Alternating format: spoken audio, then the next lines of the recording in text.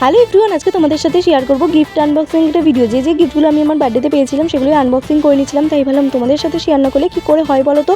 প্রথমে আমি আনবক্সিং করে নিলাম এই সুন্দর চুড়িদারটা। কালারটা তো ভীষণই মিষ্টি চুড়িদারে, তোমাদের কেমন লাগছে জানিও। আর আমার তো ভীষণই পছন্দ হয়েছে, সাথে কিন্তু আমার দিদিরও বেশ পছন্দ হয়েছে। দিদি তো আগে থেকেই বুকিং করে রেখেছে যে এবারে পুজোয় চুড়িদারটা একদিন হলেও পরবে। সেকেন্ড যে গিফটটা আমি ওপেনিং করে নিচ্ছিলাম সেটাই ছিল একটা সুন্দর ঘড়ি। তোমরা তো দেখতেই পাচ্ছ কতটা সুন্দর ঘড়ি। আমি এখন কোনো কিছু ইউজ করছি না, সব যত্ন করে তুলে রাখছি, যেদিন ইউজ করব তোমাদের সাথে অবশ্যই শেয়ার করব। আর এবারে বার্থডেতে জানো তো আমি একটা ঘড়ি গিফট পাইনি, দুটো ঘড়ি গিফট পেয়েছি। সেকেন্ড নম্বর ঘড়িটা তোমাদের সঙ্গে শেয়ার করছি। দেখো দুটো ঘড়ি ভীষণই সুন্দর হয়েছে, কোনটা তোমাদের বেশি ভালো লাগছে জানিও আমাকে কমেন্ট করে।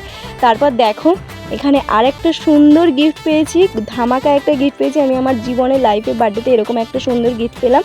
তোমাদের কেমন লাগছে জানিও, কিন্তু চকলেট কার কার ফেভারিট অবশ্যই কমেন্ট করে জানাও।